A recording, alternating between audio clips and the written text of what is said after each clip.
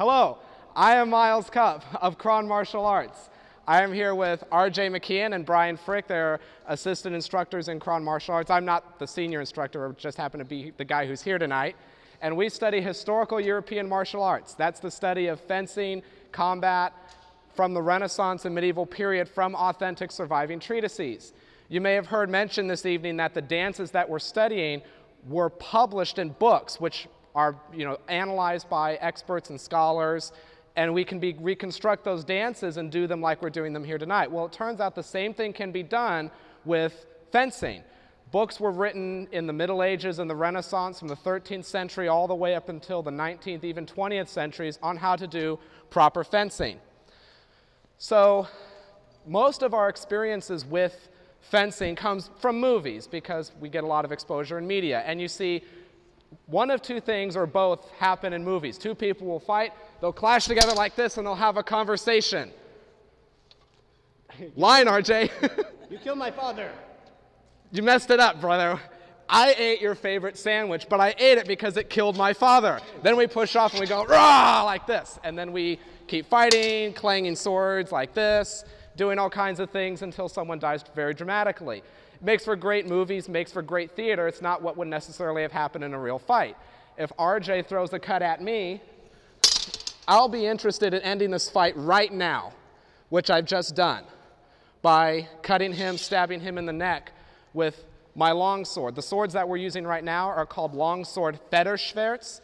That's German for feather sword. These are historically correct training swords from the German period. Not that these are actually those swords, these are reconstructions, but they're accurate. So if you want to see them, come talk to us afterwards. So you see a lot of things happen in historical fighting. What are you grabbing next, RJ? Sword and buckler? Okay. You see a lot of things happen in historical fighting that really should be more well represented in movies. For example,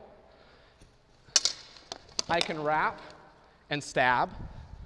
I can also come in here, punch him with the buckler, and then cut and stab. Or, alternatively, I can kick him up here and then stab him. The swords that we're using right now are called arming swords, and these are called buckler shields. This is where we get the term swashbuckler from. Different theories are that it originates from Shakespeare, where people are walking around the city streets and they have these bucklers tied to their waist with the swords, and it makes a swashing sound. Or young college students walking around the campuses doing this. Who wants to fight? Come on out. These were very popular in gang warfare in the Renaissance as well. Rapiers. You've probably seen these in the Three Musketeers and the Princess Bride. Where are you going? So again, in movies, you're used to seeing clang, clang, and then they may go low, clang, clang, and continuing to do that for a while. Historically correct Renaissance rapier fencing would look more like this. I'm going to get low and use some kind of mechanical advantage over his sword in order to kill him. And you'll see that when we put on our fighting demonstration in just a little bit. Then finally, because I assume you guys don't want to hear me talk, you want to see us fight, these are called Messers. That's German for knife. These are big knives. Or Langenmesser is another term for it, long knife. We see these used very quickly because in the Renaissance there were guild sword makers. And they said to the knife makers, you're not allowed to make swords because trade unions and all that stuff. So what the knife makers did is they just made really huge knives. And they were then carried by the peasantry because they could, because they're knives, they're not swords. And you'll get to see us fight with these in just a little bit as well. But first, let's start by showing you a little bit of what longsword fighting looks like. Generally, when we fight, we don't wear costumes or anything like that. We're just wearing that because we're here and we want to look nice. But normally when we fight, we wear masks, gloves, padded jackets, elbow pads, knee pads. So we're going to go nice on each other, but hopefully you'll get to see what some of these martial arts would have looked like.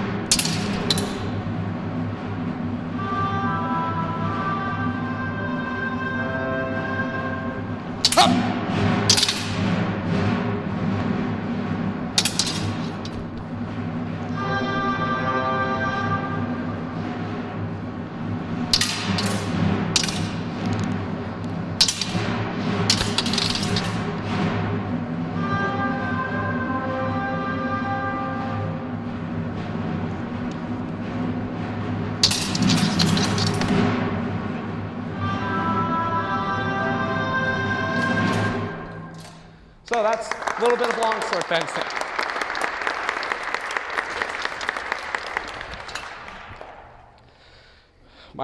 You giving me this one? Okay. Whew. It's also very tiring, too, when you're not as good at cardio as you should be. Huh? Yes, I'm already tired.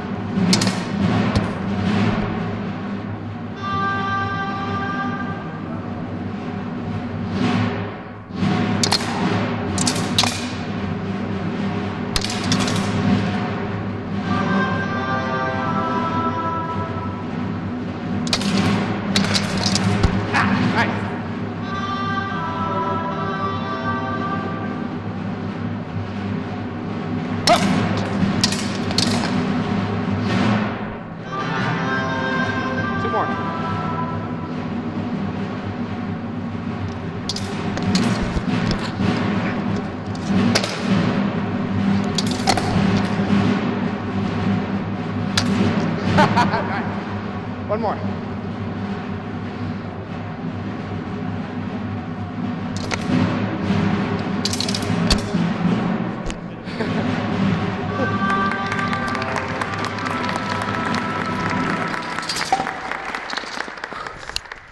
One thing I should say is none of this is choreographed. Everything you're seeing is fencing at tempo. Do you think we're going easy on each other? I hope the answer is no.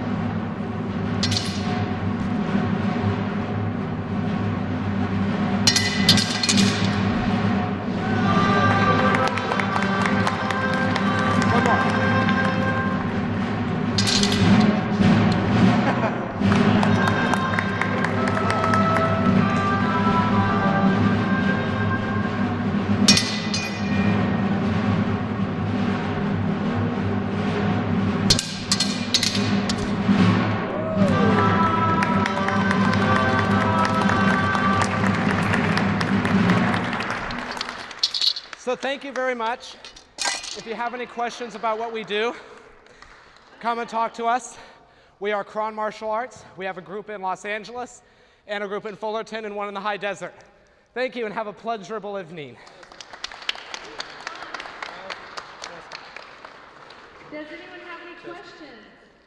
Yes. How long did it take you to learn to fight like this? I've been doing this for about 3 years. It'll be 4 years this September.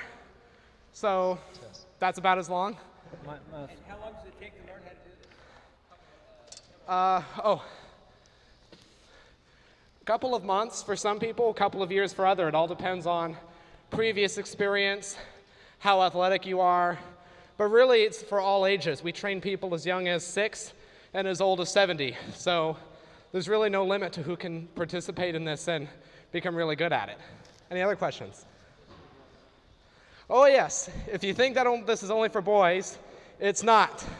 I met my girlfriend Lacey doing this. And RJ met his girlfriend Caroline doing this. And Victoria met her boyfriend Colin doing this. And we have one guy here who's single who would love to talk to you. Sounds like a matchmaking service. Now, last year you said that you expanded from Orange County to Los Angeles. Tell us again where you can take lessons and train with you guys. Yes, the Los Angeles group meets in, I think, Burbank, and you can find them just by Googling Kron Los Angeles. They're on Meetup. You can also go on our website, kronmartialarts.com, and find them. What's that? And yes, and that's Kron, K-R-O-N, with a K, kronmartialarts.com, all one word. And we train Sunday mornings. Yes? Do you have like national competitions and, or just a local thing? This is worldwide. There are people doing this as far away as Japan, and as a matter of fact, I hear I'm building up to that. There is, in fact, an event coming up at the end of March, 28th through 30th. It's called SoCal Sword Fight.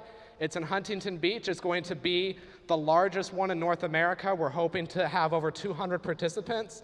We've got 45,000 square feet of indoor space, and we'd love for you to come and help us fill it. If you're a beginner, that's great. Come out and take classes. There's going to be instructors from all over the world. All of North America is represented. We've got instructors coming from Mexico, Canada. We're trying to get an instructor from Holland to come out and teach. And you're going to see all these weapons here and more. That is some I didn't even show you. Dagger, spear, polearm, Icelandic folk wrestling. So there's plenty to interest you. Any other?